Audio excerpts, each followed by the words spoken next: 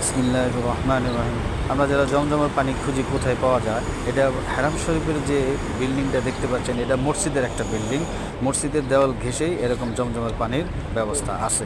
প্রায় 4টির মতো আছে, 74, 72, 66 এরকম গেট নাম্বার আছে। তার আশেপাশেই দেখবেন জমজমের পানি সংগ্রহ করতেছে অন্য লোকেরা। তো এরকম দেখে নেবেন, সেখানে লেখা আছে। সেই পাশাপাশি যারা জমজমের পানি নিয়ে সংগ্রহ করে রাখতে চান, এখান থেকে নিয়ে রাখতে পারেন। আর এরকম ভিতরেও পাওয়া যায়, ভিতরে ড্রামের ভিতরে পাওয়া যায়। আমরা যখন ড্রামের ভিতর থেকে পানি নিব, তখন এরকম দেখা গেল যে ড্রামের ভিতরে পানি থেকে অল্প, এই জন্য আপনাকে বোতল ভরে নিতে দিবে না। তাই আমরা যে সমস্ত স্থানে বড় বড় ড্রাম দেখতে পাচ্ছেন, এখান থেকে নিতে পারেন, তখন থেকে না নিয়ে।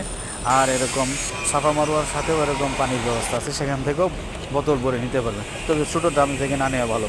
বাহিরে যে পানিগুলো পান টয়লেটের পাশাপাশি, ওগুলো জমজম না, ওগুলো জমজম না। আল্লাহ তাআলা আমাদের জমজম খাওয়ার তৌফিক দান করুন।